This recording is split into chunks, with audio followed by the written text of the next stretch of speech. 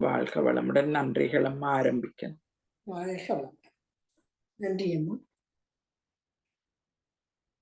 வாழ்க வையகம், வாழ்க வையகம், வாழ்க வளமுடன். குரு வாழ்க, குருவே துணை. வாழ்க வேதாத்திரியம். என்னை யான் அறிய வேண்ட இறைவா என் குருவாய் வந்தாய். இறைநிலையோடு இணைத்தே வைத்தாய். சென்னையில் சிந்தை வைத்து சீர்தவம் முறையாய் செய்தேன். உன்னையே என்னுள் காட்டி உள் நிறைந்தறிவாய் நின்றாய்.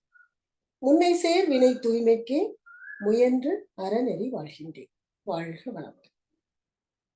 அனைத்து நார்வே மற்றும் டென்மார்க் மன்ற வேதாத்திரிய அன்பு உள்ளங்களுக்கும் ஆசிரியர் பெருமக்கள் அனைவருக்கும் அடியனது இனிய காலை மாலை வணக்கமும் வாழ்த்துக்களும். வாழ்க வளமுடன்.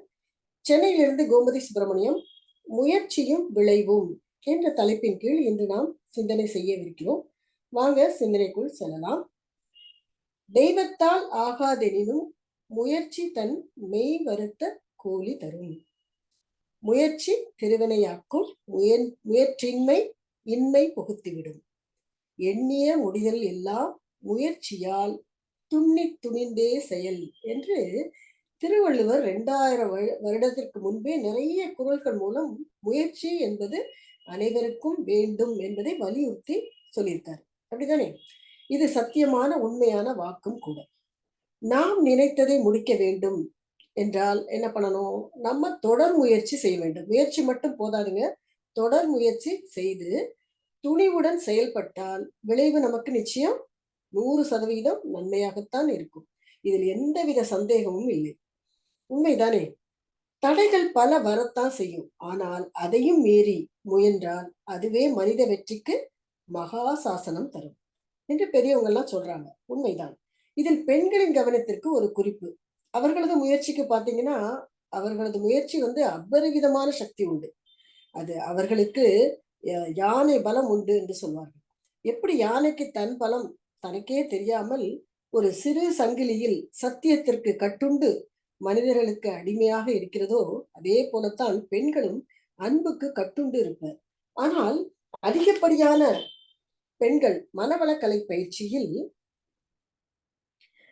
தங்களை இணைத்துக் கொண்டு விழிப்புணர்வோடு முயற்சியுடன்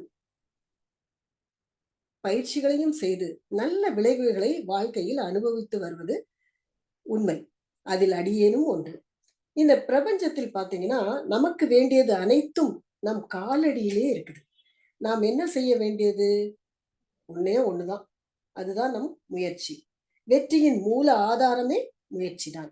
அதை செய்வதில் நமக்கு ஏன் இந்த சோம்பல்? இந்த இடத்துல சிந்திக்க வேண்டும். ஏனென்றால் நமது பதிவுகள் நம்மளை அப்படியே கீழே இழுக்கும். அதுல நம்ம இன்னும் கவனமா இருக்கணும். நாம அறிவாளியாக பிறக்கவில்லை என்றால் அது நமது தவறு அல்ல.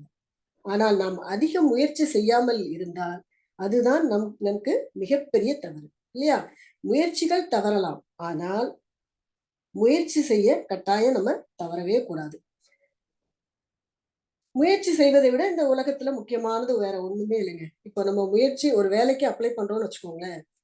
அந்த வேலை நமக்கு கிடைக்குதோ கிடைக்கலையோ, பட் நம்மளோட எஃபர்ட் அதை அப்ளை பண்ணி நம்மளோட எஃபர்ட் ஃபுல்லா போடணும். அதுதான் முயற்சி. அதுல அந்த மாதிரி முயற்சி நம்ம பண்ணாம இருக்கக்கூடாதுங்கிறது தான் இங்க வலியுறுத்தப்படுகிறது. பிரிட்டிஷ் ஓட்டப்பந்தய வீரர் ட்ரெக் ரெட்மாண்ட் இவர் 1992ஆம் ஆண்டு பார்சிலோனாவில் நடைபெற்ற ஒலிம்பிக் போட்டியில 400 மீட்டர் ஓட்டப்பந்தயத்துல கலந்துக்கிட்டாரு. அவர் பாதி ஓடிக்கொண்டு இருக்கும் போதே அவரது இந்த ஹாம்ஸ்ட்ரிங் தசை, அதாவது தொடையில பின்புறம் ஒரு நீளமான தசை கால் முடிய வரும். அந்த தசையில காயம் ஏற்பட்டு சரியான வலி. அப்படி இருந்தும் அந்த ஒற்றை காலோட அவர் 400 மீட்டர் போட்டியை நிறைவு செய்தார். இது பாத்தீங்கன்னா வரலாற்றில் மிக முக்கியமான தருணமாக கருதப்படுகிறது. இதை நீங்க யூடியூப்ல போய் பாத்தீங்கன்னா கூட தெரியும் அவர் எப்படி ஓடி இருக்காருங்கிறத பாத்தீங்க. அந்த அந்த அதை நம்ம பார்க்கலாம். அந்த ஓட்டப்பந்தயத்தில் ஜெயித்த உசைன் போல்ட்டுக்கு கூட எல்லாரும் உலக அரங்கத்தில் உள்ள மக்கள்லாம் உட்கார்ந்து இருந்துதான் கை தட்டினாங்க. ஆனா இந்த ட்ரெக் ரெட்மார்ட்டுக்கு எல்லாரும் எழுந்து நின்று கை தட்டினாங்க. ஏன்? அவரோட முயற்சி. அதாவது முதன்மை பெறுவதை விட முயற்சி செய்வது. அதாவது அவரோட இலக்கு 400 மீட்டர் ஓடணும். அந்த இலக்கை அவர் அடைஞ்சிட்டாரு இல்லையா? அதுல வந்து முதன்மை வராட்டியும் அவரோட முயற்சி இங்கு வரவேற்கப்படுகிறது. ஒரு சமயம் சாக்ரட்டிஸ் என்ன பண்றாரு, ஆத்துல நின்னுட்டு குளிச்சிட்டு இருந்திருக்கிறாரு. அவரோட மாணவன் அவர் பக்கத்துல போயிட்டு சொல்றாரு, ஐயா இந்த மாதிரி நான் சில வேலைகள் வந்து எவ்வளவு முயற்சி பண்ண என்னால முடிக்க முடியல அப்படின்னு சொல்றாரு. அதுக்கு பதில் சாக்ரட்டிஸ் எதுவுமே சொல்லல. உடனே என்ன பண்றாரு, அந்த மாணவனுடைய தலையை வந்து தண்ணிக்குள்ள முக்குறாரு. அவன் வந்து ரொம்ப முயற்சி பண்ணி பார்க்குறான். அவனால வெளியில வரவே முடியல. பயத்துல அப்படி அ அ அதிகமான முயற்சி கொண்டு, எல்லா பலத்தையும் கொண்டு அப்படியே வெளியில வரான். அப்ப சாக்ரட்டிஸ் அந்த பலத்துல அவரு கீழ விழுந்துடுறாரு. சாக்ரட்டிஸ் இப்ப அவன்கிட்ட கேட்கிறாரு, "எப்படி நீ தப்பிச்ச?" அப்படின்னு கேட்கிறாரு. "என் பலம் முழுவதும் ஒன்று திரட்டி வெளியில வந்துட்டேன்." அப்படிங்கிற மாரி மாணவன் சொல்றான். அதாவது முயற்சி என்பது முடிந்தவரை செய்வதல்ல. முடியும் வரை செய்தல் தான் முயற்சி. அதுதான் இப்ப நீ செஞ்சது அப்படின்னு சொல்லி அந்த மாணவனுக்கு முயற்சி பற்றிய ஒரு விளக்கம் பிராக்டிக்கலா உணர வைத்தார். நாம சொல்றதும் இதே தான் சொல்லிட்டு இருப்போம்ல. நான் எவ்வளவுதான் முயற்சி பண்ணேங்க. ஆனா எனக்கு வந்து முடியவே இல்ல அப்படி சொல்லுவோம். ஆனா அதுக்கு பேரு முயற்சியே இல்ல அப்படின்னு சொல்றாங்க. இந்த முயற்சி வந்து சிறு வயது குழந்தைகள்லயே ஆரம்பிச்சாதான் அது ஒரு நல்ல ஒரு மாற்றத்துக்கு நமக்கு கொண்டு வரும். குழந்தைகள் தங்களது வாழ்க்கை வந்து கடினமான முயற்சி மூலம் உழைப்பின் மூலம் வெற்றி பெற்றால் வயதான பின் அவங்க வந்து சுலபமான வாழ்க்கை வாழலாம். இது வந்து குழந்தைகளுக்கு சிறு வயது முதற்கொண்டே நம்ம இந்த பழக்கத்த பழகி குடுத்துரணும். இப்ப நாங்கலாம் பார்த்தீங்கன்னா, சின்ன வயசுல எங்களோட 8 வயதுலேருந்து 10 வயதுலேருந்து ஸ்கூலுக்குலாம் நடந்து போனா 5 கிலோமீட்டர் நடந்து தான் போணும். நடந்து தான் போணும், நடந்து வரணும். அப்புறம் வீட்ல கூட எல்லா வேலைகளும் நாங்க செய்வோம். 10 சின்ன குழந்தை தானே அப்படிலாம் சொல்ல சொல்ல மாட்டாங்க. எல்லாம் வீடு பெருக்கணுவாங்க, வாசல் தெளிச்சு கோலம் போடுன்னு சொல்லுவாங்க. அப்புறம் வந்து பார்த்தீங்கன்னா, அம்மி அரைக்கிறது, ஆட்டுக்கல் அரைக்கிறது, துணி துவைக்கிறது, தோட்டம் பெருக்கிறது, இப்படி எல்லா வேலையும் சின்ன குழந்தையிலே எங்களுக்கு குடுத்து வளர்த்தாங்க. ஆனா இந்த காலகட்டத்தில உள்ள குழந்தைகளுக்கு அது வாய்ப்பு இல்ல. ஏன்னா எல்லாத்துக்கும் மெஷின் வந்துருச்சு இல்லையா? ஸோ அவங்களுக்கு நம்ம இந்த உடற்பயிற்சி தான் அவங்களுக்கு. ஸோ நல்ல சொகுசான வாழ்க்கை வாழ்ந்தால் வயதான பின் நமக்கு என்ன சிரமத்துக்கு ஆளாவோம். வாழ்க்கையே நம்மளுக்கு வந்து ஒரு கடினமாகி விடும். அது நமது உடல் நலத்திற்கும் சரி, மன வளத்திற்கும் சரி நன்மை தராது. நம்மளுக்கு உடல் வலிமை இருக்கும்போதே நம்ம சம்பாதிச்சு நல்லா சேர்த்து வச்சுட்டோம்னா, வயதான பின்ன நம்ம உட்கார்ந்து பேசாம அமைதியா அ இறை சிந்தனையோட நம்ம அமைதியான வாழ்க்கைய வாழலாம். இல்லையா? அப்பவும் நம்ம உழைச்சு தான் சாப்பிட வேண்டிய சூழ்நிலை வந்தா ரொம்ப கஷ்டம். ஸோ அந்த முயற்சி வந்து சிறு வயதிலேயே இருக்கணும். இப்போ உள்ள குழந்தைகளுக்கு 8 வயதிலேயே நம்ம இந்த எக்ஸர்சைஸ் கற்றுக் கொடுத்து, வாழ்க்கை முழுவதும் அவங்க செய்யும்போது, அவங்க வயதான பின் வலி இல்லாத வாழ்க்கை வாழலாம். அதற்கு நமக்கு என்ன பண்ணணும்? காலையில சீக்கிரம் எழுந்து விட அதுக்கு முயற்சி பண்ணணும். அந்த முயற்சி தான் வயதான பின்ன நமக்கு கை கொடுக்கும். உண்மைதானே? சுவாமிஜி தந்த இந்த எளிமையான எக்ஸர்சைஸ் இந்த குழந்தைகளுக்கு அதாவது நம்மளுக்கு லேட்டா கிடைச்சிருக்கு. அட்லீஸ்ட் நம்ம பேரன் பேத்திக்காவது நம்ம அந்த 8 வயசுல அந்த குழந்தைகளுக்கு நம்ம ஆரம்பிச்சு விடுறதுக்கு நாம முயற்சி பண்ணணும். இளமைக்கு நாம் வேலைக்காரனாக இருந்தால், முதுமைக்கு நாம் எஜமானனாக இருக்கலாம். அதாவது நாம் இளமையோடு இருக்கும்போதே, சுவாமிஜி தந்த இந்த உடற்பயிற்சி, காயகல்பம், தவம், தற்சோதனை, மௌனம் முறையாக முயன்று மேற்கொண்டு வந்தால், வாழ்நாள் முழுவதும் பார்த்தீங்கன்னா, அமைதியாக, ஆரோக்கியமாக, மகிழ்ச்சியாக நாம வாழலாம். ஒரு மனிதன் பார்த்தீங்கன்னா, தன்னுடைய சக்திய 50% கூட அவன் செலவு பண்ண மாட்டேங்கிறான். அதாவது நல்ல விஷயத்துக்கு. ஆனா இப்ப செலவு பண்றது வேண்டாத விஷயத்துக்கு தான் 75% செலவு பண்றாங்க.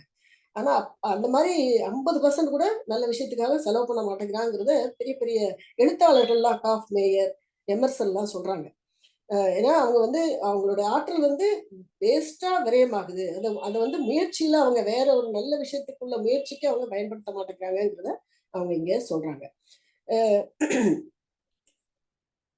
இப்போ ஒரு நிலத்துல விதை போட்டா, உடனே நமக்கு பலன் கிடைக்குமா? கிடைக்காது இல்லையா? அந்த விதைய போடுறோம். அதுக்கு தண்ணி ஊத்தணும், உரம் போடணும், ஒழுங்கான பாதுகாப்பு குடுக்கணும். இதெல்லாம் நம்மள முயற்சியில நம்ம ஒண்ணு ஒண்ணா பண்ண கடைசில தான் நம்ம அதோட பலன அனுபவிக்க முடியும். அதே மாரி சிகரத்தை தொட ஏதாவது எளிய வழி இருக்குதா அப்படின்னு பார்த்தீங்கன்னா, எளிய வழி எதுவுமே கிடையாதுங்க. முயற்சியை தவிர. முயற்சி மட்டும் பண்ணிட்டே இருந்தா போதும் நமக்கு சாத்தியமாகும். சாதனை செய்ய வேண்டும் என்று பாரதி கூட சொல்வார்.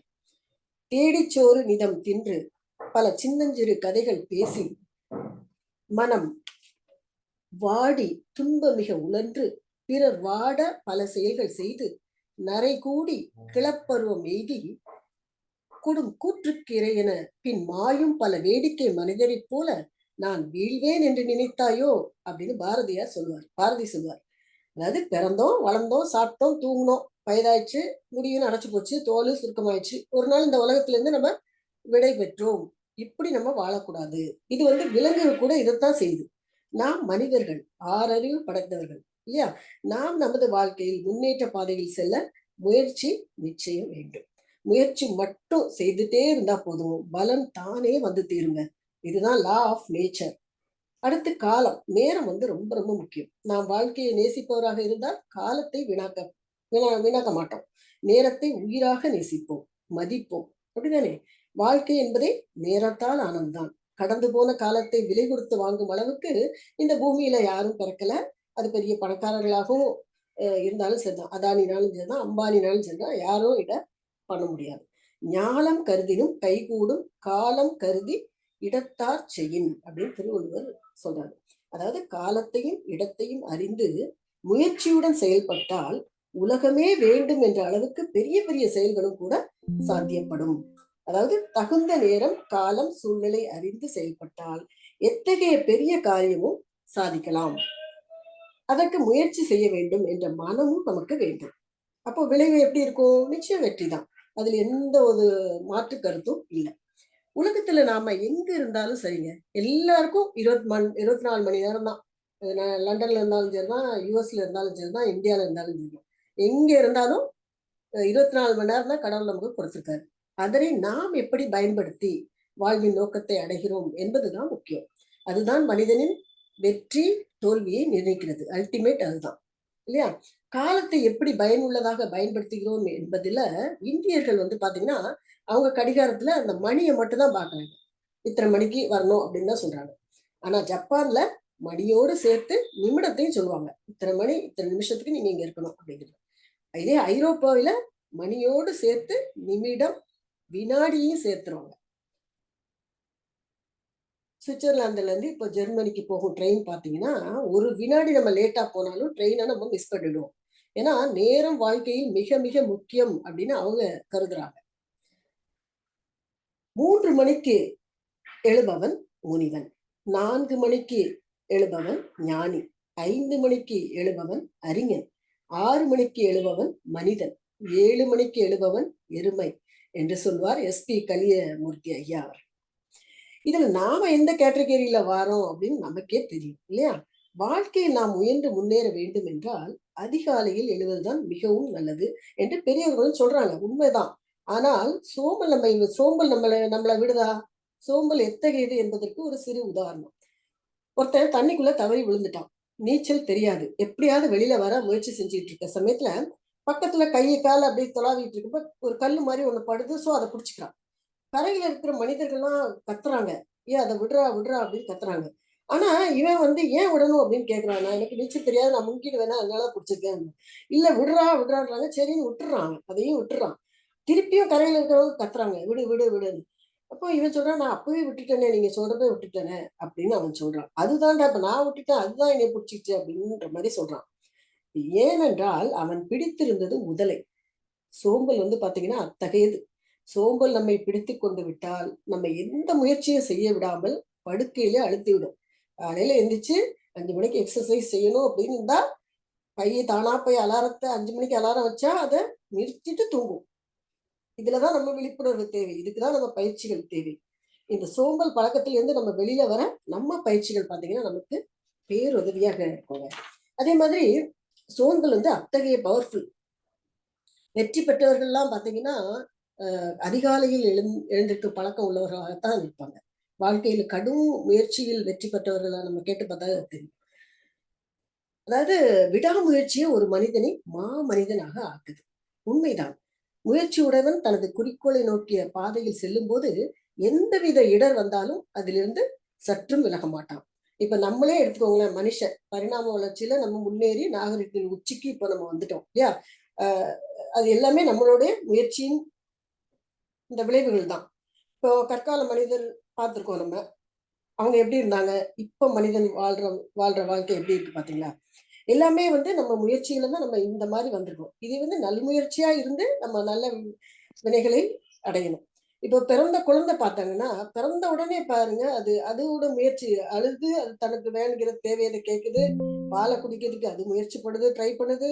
அப்புறம் கொஞ்சம் கொஞ்சம் கொஞ்சம் கொஞ்சமா கால உதைச்சு உதைச்சு உதைச்சு அது அடுத்தடுத்த இலக்கு அது முயற்சி பண்ணி பண்ணி குப்புறப்படுத்துறதுலேருந்து பாருங்க, அதோட முயற்சிய நீங்க அப்படியே பக்கத்துல இருந்து வாட்ச் பண்ணா ரொம்ப நல்லா தெரியும். இறைநிலையோட அந்த ஒரு இத அ அருமையா நம்ம அனுபவிக்கலாம். சந்தோஷமா. அவ்வளோ தூரம் அந்த முயற்சி. முயற்சி அவ்வளோ முக்கியமானது. இது அந்த இப்போ எந்தவித முயற்சியுமின்றி தேங்கி கிடக்கிற நீர நம்ம என்ன சொல்லுவோம்?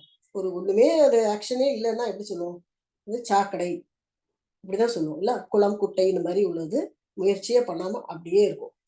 எத்தனை தடை வந்தாலும் அதனை தகர்த்தெறிந்து முன்னேறி பாய்ந்து ஓடி கடைசியில் கடலில் போய் கலக்கும் நதிகள் பாத்தீங்கன்னா, தனது நிரந்தர இடத்தை பிடித்து விடுகிறது. அப்படித்தானே? தங்களுக்கு தோல்வி தங்களோட தோல்விக்கு விதியை காரணம் காட்டி, தங்கள் குறிக்கோளில் இருந்து தான் விலகிச் செல்லாது முயற்சி செய்து விதியை வென்றவர்கள் விஞ்ஞானம் விஞ்ஞானத் துறையிலும் சரி, அரசியல் துறையிலும் சரி, மருத்துவத் துறையிலும் சரி, ஆன்மீகம் போன்ற துறைகளிலும் நெறைய பேர் இருக்காங்கங்க. இயற்கையே மனிதனின் முயற்சிக்கு விளைவாக வந்து கொண்டு இருக்கிறது என்பதை விஞ்ஞானிகள் குறிப்பிடுவது உண்மை. இப்ப விஞ்ஞானத்துறை அப்படின்னு எடுத்துக்கிட்டீங்கன்னா, தாமஸ் ஆல்வா எடிசன். இவர் விடாமுயற்சியோடு மின் விளக்கு அவரோட தொடர் முயற்சியில கண்டுபிடிச்சாரு. உலகத்திற்கே ஒளி ஊட்டினார். இல்லையா? ஞானம் பெற்ற விஞ்ஞானிகள் பார்த்தீங்கன்னா, பொதுவாக மக்கள் குலத்துக்கு நன்மை செய்யும் விதத்துல தான் அவங்களோட கண்டுபிடிப்பு இருக்கும்.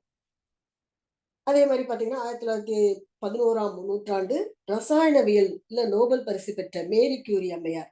அவர் கண்டுபிடித்த முக்கிய தனிமங்கள் என்னன்னா, ரேடியம், பொலோனியம். இந்த பொலோனியம்ங்கிறது ஏன் இந்த பெயர் வச்சாங்கன்னா, அவர் போலந்து நாட்டை சேர்ந்தவர். அதனால அந்த மருந்துக்கு, தனிமத்துக்கு பொ பொலோனியம் அப்படின்னு பேர் வச்சிருக்காரு.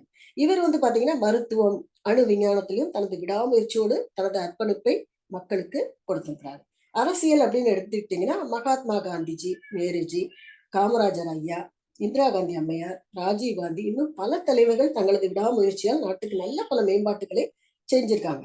முற்காலத்தில் பாத்தீங்கன்னா, வடநாட்டு அரசர் பகீரதன் இமயமலை சாரல்ல அப்படியே சுத்தி பார்த்துட்டு இருக்க சமயத்துல ஒரு இடத்துல பனி உருகி ஓடிக்கொண்டிருந்தான். அதை பார்த்ததும் இவருக்கு மனசுல என்ன தோணுச்சுன்னா, ஏன் இதை நம்ம நாட்டுக்கு பயன்படுத்தக்கூடாது அப்படின்னு எண்ணி அதுக்கு தகுந்த ஆட்களை எல்லாம் கொண்டு அந்த பனியை கங்கை நதியாக ஓட செய்தார். இல்லையா? எப்பேற்பட்ட ஒரு செயல் பாருங்க. எல்லாம் அவர்களது விடாமுயற்சியில் தான் மக்கள் நன்மை கருதி செய்யும் போது அந்த முயற்சி வெற்றியில் தான் நிச்சயம் நிறைவடையும். இல்லையா? அதாவது நம்முள் இருக்கும் ஆற்றலை எந்தவித தயக்கம், பயமின்றி விடாமுயற்சியுடன் செய்யும் அனைத்து செயல்களின் விளைவுகள் நிச்சயம் நன்மையில் தான் முடியும். டாக்டர் அம்பேத்கர் அவர் ஒடுக்கப்பட்ட சமுதாயத்தில் சிறு வயதில் ரொம்ப கஷ்டப்பட்டு கஷ்டங்களை அனுபவித்தவர். அவர் என்ன பண்றாரு? சட்ட மேதையா ஆறாரு. ஒடுக்கப்பட்ட மக்களுக்காக போராடி வெற்றியும் காண்றாரு. இல்லையா? செருப்பு தைக்கும் தொழில் செய்த ஆப்ரஹாம் லிங்கன் அவரோட விடாமுயற்சியால் அமெரிக்க அதிபர் ஆறாரு. இப்படி பல்வேறு மனிதர்கள் தங்கள் விடாமுயற்சியில் சரித்திரத்தில் இடம் பிடித்திருக்கிறார்கள். ஆனா இப்ப நாம வாழும் காலத்திலே வாழ்ந்து நமது சுவாமிஜி கூட பாத்தீங்கன்னா, அவரோட வாழ்க்கையில 23வது வயதில் வாழ்வில் பல திருப்பங்கள் அவருக்கு ஏற்பட்டது. பொருளாதாரத்திலும் தத்துவ துறையிலும் உயர வேண்டும் என்ற ஆர்வம் அவருக்கு நிறையவே இருந்தது. எப்போதுமே சிந்தனை விடாமுயற்சி தான் பொருள் துறையிலும் அருள் துறையிலும் உயர்த்தும் என்பதில் அசையாத நம்பிக்கையும் அவருக்கு இருந்தது. அதை சாதித்தும் காட்டிவிட்டார். அப்படித்தானே? அவரே நமக்கெல்லாம் ஒரு ரோல் மாடல் தான். நாம் வாழும் காலத்திலேயே வாழ்ந்து கொண்டிருக்கிற மகான். மேலும் ஒரு சாதாரண மனிதராக பிறந்து சமுதாயத்திற்காக தன்மை அர்ப்பணித்து ஒரு துறையில் உச்சத்தை அடைய விடாமுயற்சியோடு இருந்து உச்சத்தையும் அடைந்து மனிதராக மாறிய வரலாற்றை அருட்தந்தை வேதாந்தி மகரிஷியிடம் நாம் காண முடிகிறது. உண்மைதானே? நம்ம சுவாமிஜி பாத்தீங்கன்னா, அவர்கள் மனித குலம் உய்வதற்காக எத்துணை விடாமுயற்சியில் அமைந்ததுதான் இந்த மனவளக்கலை மன்றம். தனி மனிதனாக அவர் ஆரம்பித்து இன்று உலக அளவில் எப்படி வளர்ந்திருக்கு பாருங்க. மனிதர்கள் நோய் இல்லாமல் நீண்ட காலங்கள் வாழ எளிய முறை உடற்பயிற்சியும் காயக்கல்ப பயிற்சி முறைகளையும் தனது உடலையே ஒரு பரிசோதனை கூடமாக எடுத்துக்கொண்டு விடாமுயற்சியோடு கண்டுபிடித்து வடிவமைத்து அதன் நன்மைகளை நாமும் அனுபவிக்க வேண்டும் என்ற நல்ல நோக்கத்தோடு நமக்கு கற்றுக் கொடுத்திருக்கார். உடற்பயிற்சியை நாள்தோறும் நாம விடாம செய்பவர்கள் தான் உடல் ஆரோக்கியத்தோடு இருக்க முடியும். உயிரை பற்றிய ஆராய்ச்சியிலும் பார்த்தீங்கன்னா, அவரு 40 ஆண்டுகள் விடாமுயற்சியோடு ஆராய்ந்து மக்களுக்கு உயிர் வளம் காக்க காயகல்பம் எனும் உயிர் வள பயிற்சியும் கொடுத்திருக்காரு. என்ன அற்புதம் பாருங்க! மனதை வளப்படுத்தவும், மனோசக்தியை கூட்டவும் எளிய முறை குண்டலினி பயிற்சியை நமக்கு வழங்கியிருக்காங்க. இப்படித்தான் அவரு விடாமுயற்சியோடு வடிவமைத்து கொடுத்த பயிற்சிகள் தான் எளிமையான உடற்பயிற்சிகள், காயகல்ப பயிற்சிகள், அகத்தவம் மற்றும் அகத்தாய்வு. இதனை முறையாக விடாது செய்யும் மனவளக்கலை அன்பர்கள் தான் சிறந்த உடல் நலத்தோடு மகிழ்ச்சியாக, அமைதியாக வாழ்ந்து வாழ்ந்து வருகிறாங்க. இதுல 100% உண்மை. மேலும் இவர் மனோ தத்துவம், சுகாதாரம், அரசியல், பொருளாதாரம், விஞ்ஞானம், மெஞ்ஞானம் இப்படி பல்வேறு துறைகளில் 2000க்கும் மேற்பட்ட கவிதைகள் எழுதி மனித குலம் உய்ய வகை தந்திருக்காரு சுவாமிஜி, நம்மளுடைய மகான். இது எல்லாமே அவரது விடாமுயற்சியின் விளைவுதான். ஆனால் அவரோட விடாமுயற்சியை நம்ம பார்த்துட்டோம். இப்போ நம்மளோட விடாமுயற்சி அளவுதான் நமக்கு ஞானம் கிட்டும். அதாவது இதை நம்ம எவ்வளவு தூரம் நம்ம ஃபாலோ பண்றோம் என்பதை பொறுத்துதான் நமக்கு ஞானம் கிட்டும். எல்லாம் நமக்கு தெரிஞ்சுக்கிட்டு எல்லாம் தெரியுது, பட் அதை நம்ம ஃபாலோ பண்றோமா, முயற்சி பண்றோமா, அந்த அளவுதான் நமக்கு ஞானத்தின் விளைவு உண்டாகும். நம்ம எவ்வளவு தூரம் அதை பயிற்சி முறையா விடாம செய்யறோமோ அதன் அளவு நமக்கு நிச்சயம் விளைவு நிச்சயம். அது விளைவு என்ன ஆகும்? நிச்சயம் ஆரோக்கியமான வாழ்க்கை தான். இப்போ ஒரு நிலத்துல விதை போடுறோம், அதுக்கு எரு, தண்ணி, அதை காவல் காத்து சரியான முறையில் நம்ம முயற்சி பண்ணி அதை பராமரிக்கிற சமயத்துல விளைவு எப்படி இருக்கும்? நிச்சயம் நன்மையாகத்தான் இருக்கும். அது போலத்தான் மனிதன் இளமையிலேயே சரியாக அவன் உடற்பயிற்சி, காயகல்பம், தவம், தற்சோதனை பயின்றால் வயதான காலத்தில் விளைவு எப்படி இருக்கும்? நிச்சயம் நன்றாகத்தான் இருக்கும். எப்படி இருப்பான்? உடல் வலி இல்லாது இருப்பான், மனம் அமைதியாக இருக்கும். அப்போதுதான் நாம் எப்போதும் இறை சிந்தனையோடு வாழ ஏதுவான ஒரு சிச்சுவேஷன். அதுதான் இல்லையா? வாழ்வின் நோக்கமும் நம்ம அப்பத்தான் நிறைவேறும். ஞானத்தையும் விளைவாக நாம பெற முடியும். நமது மனம் பார்த்தீங்கன்னா ஒரு பெரிய இயற்கை சுரங்கங்க. அதில் எல்லா செல்வங்களும் இருக்கு. சரியான முயற்சி இருந்தால் அனைத்தையும் நாம பெற்றுக்கொள்ளலாம். மனித வாழ்வில் ஏற்படும் துன்பங்களும் கஷ்டங்களையும் மனிதன் போக்க விரும்புறான், உண்மைதான். ஆனால் அவனது பழக்க பதிவு என்ன ஆகுது? அதிலிருந்து மீள முடியாமல் இருக்கிறான். அதற்கு விடாமுயற்சி, நம்மளோட விடாமுயற்சி, அது தொடர் முயற்சியா இருந்தால் அந்த கஷ்டங்களிலிருந்து வெளிவந்து விடலாம். இதற்கு விளைவு அறிந்த விழிப்பு நிலை மிக மிக அவசியம். அதற்கு தவம் நமக்கு கை கொடுக்கும். பொதுவா உலகில வாழ்ற மக்கள் அனைவருமே விரும்பக்கூடிய வாழ்க்கை முறை என்ன? துன்பம் இல்லாத, மகிழ்ச்சியான, அமைதியான, சிக்கல் இல்லாத, எளிமையான வாழ்க்கை முறை. ஆனால் இது எல்லோருக்கும் சாத்தியமா அப்படின்னா இல்ல. பிரச்சனைகளும், சிக்கல்களும், துன்பங்களும் தான் இருக்கு. அப்படித்தானே? இது போல பிரச்சனை வரும்போது மக்கள் எப்படி ரியாக்ட் பண்ணுவாங்க அப்படின்னு பாத்தீங்கன்னா, ஒரு சாரார் கடவுள் முன் புலம்புவாங்க. எனக்கு மட்டும் ஏன் இப்படி கஷ்டம் கொடுத்த அப்படின்னு சொல்லி கடவுளையே பிளேம் பண்ணிட்டு இருப்பாங்க. இன்னொரு சாரார் என்ன பண்ணுவாங்க? பிரச்சனையை சால்வ் பண்றங்கிற விதத்துல பிரார்த்தனை என்ற பெயர்ல கடவுள்கிட்ட பேரம் பேசுவாங்க. நீ எனக்கு இந்த பிரச்சனையை நீ சால்வ் பண்ணி கொடுத்துட்டா உனக்கு நான் 100 தேங்காய் உடைக்கிறேன், இல்ல இந்த விஷயம் பண்றேன், அந்த விஷயம் பண்றேன்னு சொல்லி பேரம் பேசுவாங்க.